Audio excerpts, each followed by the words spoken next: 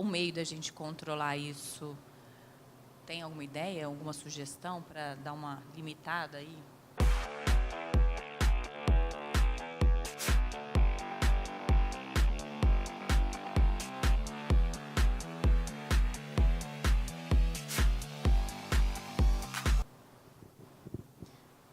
O melhor caminho é sempre o diálogo, né? Então, por isso que a gente falou, o quanto antes esse assunto surgir na família, melhor. Não esperar a escola, que também é papel da escola, mas ele sentir segurança na família para falar sobre isso. E uma sugestão também, não sei se a gente vai ter acesso ao site até para divulgar, tem controle parental que deve ser feito no celular, no tablet, no computador. A criança não pode ter acesso liberado, livre. Supervisão parental é necessário, né? Não é aquele vigiar e punir, mas sim educar. E é papel dos pais, então precisa. E dentro dessa literatura que eu falei, que já tem livros adequados a partir de 3 anos de idade, da mesma forma que compra outros livros de literatura para criança, comprar um livro desse assunto, que traga esse assunto... É um meio, né? Já está introduzindo. Sim, com certeza. Com naturalidade. Você compra um de um outro assunto e esse entrega junto e vai observando o que vai ser feito. As dúvidas. Isso. Né? Sem falar, eu comprei esse livro, sem polemizar. Né? Lê e vê se tem alguma dúvida, não é assim, não. A gente tem também os bonecos, né? Os bonecos família. Tem os que são assexuados e tem os que são sexuados. E, através desses bonecos também, é possível, através de brincadeira, né? De criação de história, é possível também já começar a abordar tudo isso. Uma das perguntas aqui é para quem tem crianças especiais. Você falou que poderia abordar mais esse tema. Sim. Se tem alguma...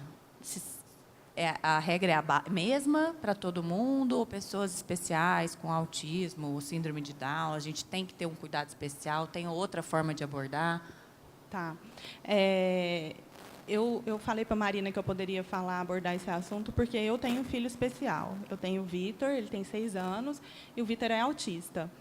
E, depois que ele nasceu, a gente se engajou num movimento, e hoje a gente coordena uma ONG, que chama Laço Azul, e a gente acolhe mais de 150 famílias. E, todo ano, a palestra que é mais esperada e mais pedida é a respeito da sexualidade dos autistas.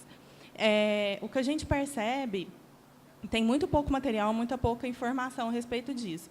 Só que, à medida que eu fui estudando, a gente foi percebendo que não tem nada de diferente. A sexualidade ela desenvolve muito mais dentro da questão hormonal, né, das mudanças hormonais que acontecem, e para todo mundo isso vai acontecer mais ou menos na mesma época, ali quando entra na puberdade, do que para uma questão cognitiva ou mental.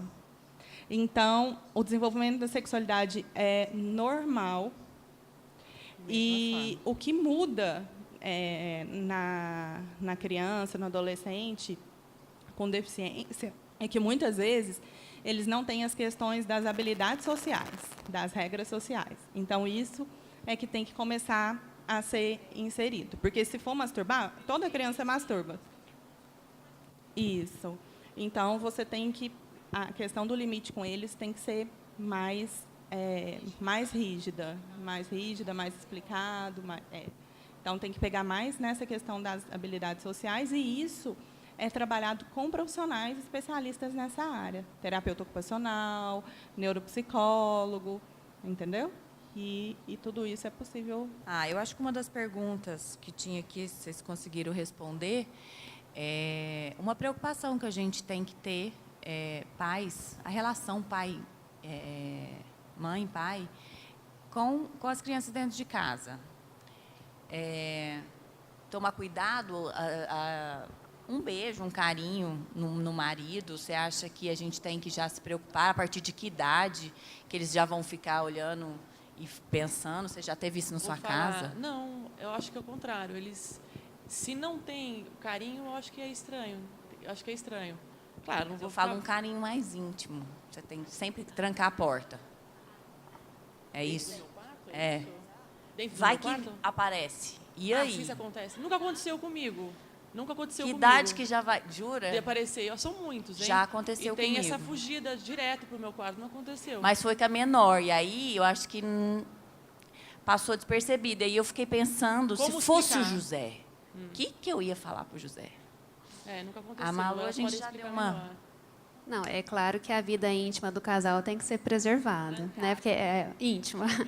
Mas se a criança, por acaso, presenciou, eu acho que sim, a gente pode conversar e falar que é um carinho, que é uma forma de amor, até para ele entender mais tarde, quando ele tiver a vida sexual dele, e entender que as relações são assim, com carinho, essa troca de afeto. Então, não levar os detalhes, né, pormenores, mas falar que isso é afeto, que é um gesto de carinho, mas sem dar muita explicação.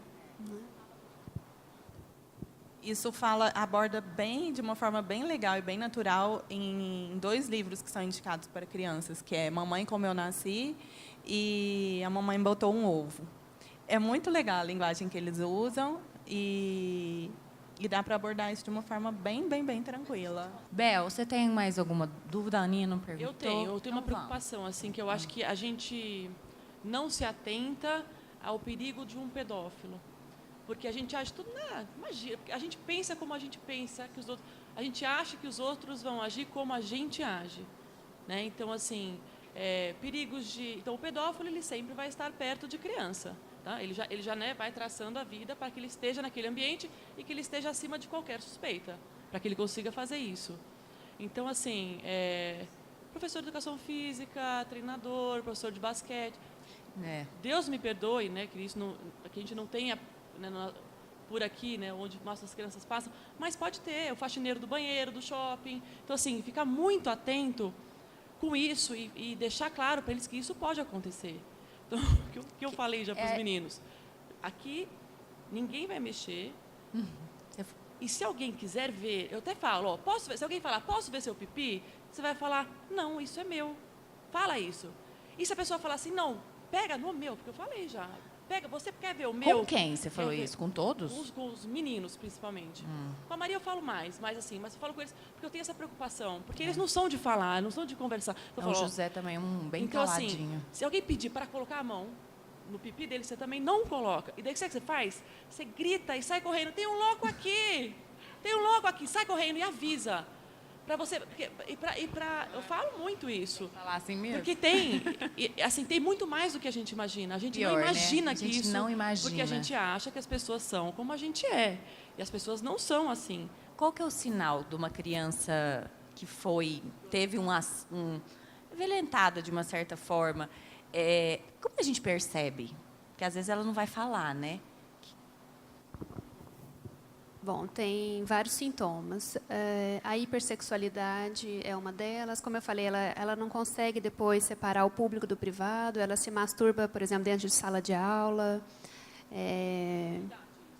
Não, quando ela está falando assim, quando ocorreu o abuso sexual, qual que é o sintoma? O adolescente não vai fazer isso. Uma criança pequenininha. Pode sim, Bel, pode sim. Não vai ter vergonha da sala. Ele perde essa noção. Eu já tive adolescente com esse comportamento. Entendi. Criança, ele pode ter também um comportamento regressivo, então ele volta a uma etapa anterior. Agressividade, isolamento. Reparem também na questão da escola, ele deixa de ter contato com os amigos, ele tem rendimento escolar cai, ele tem uma certa dificuldade ao toque, então não quer mais abraço, ele fica mais evitar os lugares, às vezes o medo de ir numa aula de educação física, né, por exemplo, se o abusador, por exemplo, é o professor. Então, ela dá sinais. Por exemplo, lá em casa tem uns 5 completamente diferentes. Tem o que vai falar, tem o que fala e tem o tímido que não vai falar. Criados assim, né, em casa, que não tem essa liberdade, tem de tudo, né? Então, assim, a dificuldade de você, uma criança que já é fechada, né, você vê que às vezes você nem percebe que mudou o comportamento daquela criança, porque ela já é assim, ela já é caladinha assim. Eu não sei, assim, porque a gente tem muito de dados. eu sou terapeuta ocupacional também, gente, então eu trabalhei com crianças muito tempo, assim.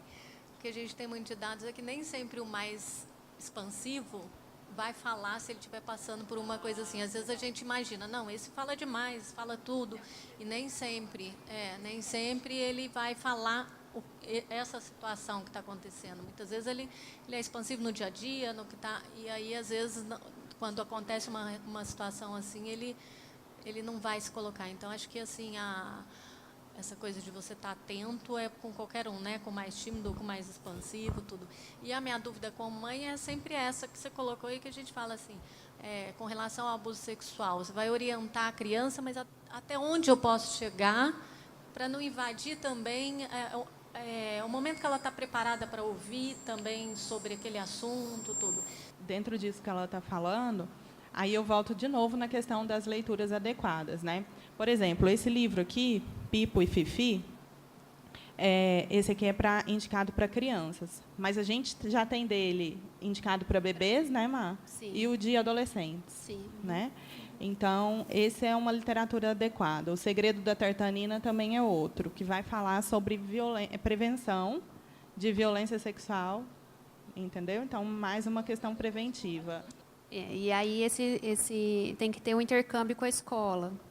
E tem pais que não aceitam esse assunto na escola. Então, a gente também tem que respeitar aquela questão cultural, religiosa, mas tem que ter um espaço para ser abordado essa questão da sexualidade, inclusive como uma prevenção, né, da violência sexual. Então, eu acho que tem que ter um melhor diálogo.